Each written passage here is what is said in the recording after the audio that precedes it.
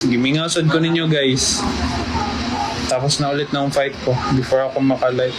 Sa pagpasok ng taong 2026, isa sa mga pinakainaabangang pangalan sa mundo ng sports at showbiz ay walang iba kundi si Eman Bacosa Pacquiao. Hindi maikakaila na patuloy ang pag-usbong ng kanyang pangalan, hindi lang bilang isang boksingero, kundi bilang isang personalidad na unti-unting humuhubog ng sariling identidad sa labas ng anino ng kanyang apelyido. Maraming fans at tagamasid ang nagsasabing 2026 ang isa sa pinaka-critical at exciting na taon para kay Eman dahil dito magsasabay ang mahahalagang laban, personal na milestones at mas pinalawak na presensya niya sa mainstream media. Pinakainaabangang laban, Eman Bacosa Pacquiao versus Indonesian fighter, isa sa pinakapinag-uusapang abangan ngayong taon ay ang nakatakdang laban ni Eman laban sa isang Indonesian fighter. Bagamat nananatiling tahimik ang kampo ni Eman pagdating sa eksaktong detalye, malinaw sa kanyang mga galaw na seryoso at todo ang kanyang paghahanda. Ayon sa mga taong malapit sa kanyang training, mas naging disiplinado at focus si Eman ngayong taon. Mas maaga siyang gumigising, mas mahaba ang oras sa gym, at mas mahigpit ang sinusunod na conditioning program. Hindi na ito basta paghahanda para lang lumaban, ito ay paghahanda para patunayan ang sarili. Marami ang humahanga sa katotohanang hindi niya minamadali ang kanyang career. Sa halip, pinipili niyang dahan-dahan pero siguradong umangat, isang diskarte na lalong nagbibigay respeto sa kanya mula sa boxing community. Hindi lang Pacquiao ang apelyido ko, may sarili akong pangalan. Isa sa mga madalas marinig mula sa fans ay ang pagkilala sa determinasyon ni Eman na bumuo ng sariling legacy. Hindi niya ikinakaila ang bigat ng apelyido na kanyang dala, pero malinaw na hindi niya ito ginagamit bilang sandalan. Bagkus, ginagawa niya itong inspirasyon. Sa 2026, mas ramdam ng publiko ang kanyang pagiging matured bilang atleta. Mas maingat siya sa mga sinasabi, mas tahimik sa social media, at mas aktibo sa aktwal na ensayo kaysa sa publicity. Para sa marami, ito ang klase ng ugali na kinakailangan para magtagal sa boxing. Endorsements na patunay ng tiwala ng malalaking brands. Bukod sa boxing, isa ring malaking usapan ngayong taon ang pagiging endorser ni Eman ng ilang kilalang brands. Kabilang dito ang mga sikat at respetadong pangalan tulad ng Bench at Swatch, mga brand na hindi basta-basta pumipili ng mukha na kakatawan sa kanila. Para sa marketing experts, malinaw ang dahilan kung bakit si Eman ang napili. Malinis ang imahe, disiplinado at relatable sa kabataan. Hindi siya palaging maingay pero ramdam ang kanyang authenticity, isang katangian na mahalaga sa modernong branding. Ayon sa ilang observers, ang pagkuha sa kanya ng mga international at local brands ay indikasyon na nakikita siya bilang long-term figure. Hindi lang panandaliang hype, balanseng buhay, atleta, endorser at inspirasyon. Sa kabila ng kanyang abalang schedule, napapansin ng fans na pilit pa ring pinapanatili ni Eman ang balanced na lifestyle. Hindi siya madalas makita sa kontrobersya at mas pinipili niyang ipakita ang proseso kaysa resulta, ang pawis, sakripisyo at tahimik na pagsusumikap.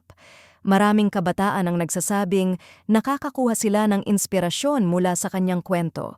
Isang lalaking hindi pinili ang madaling daan, kundi ang mas mahirap pero mas makabuluhang landas.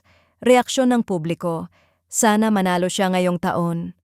Habang papalapit ang kanyang laban, parami ang naglalabas ng suporta kay Eman.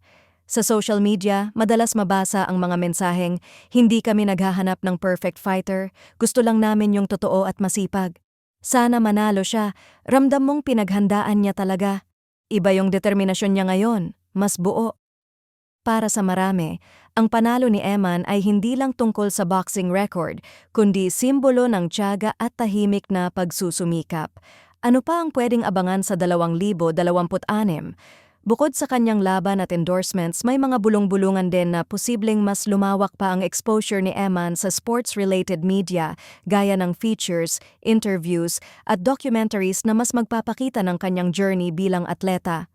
Gayunpaman, nananatiling maingat ang kanyang kampo. Walang minamadali, walang sobra-sobrang anunsyo.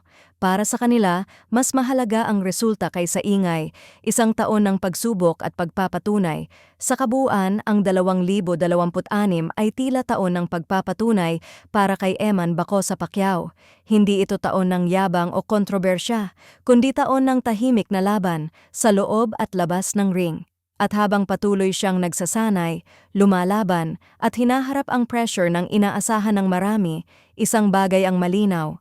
Hindi siya sumusuko at hindi siya basta-basta.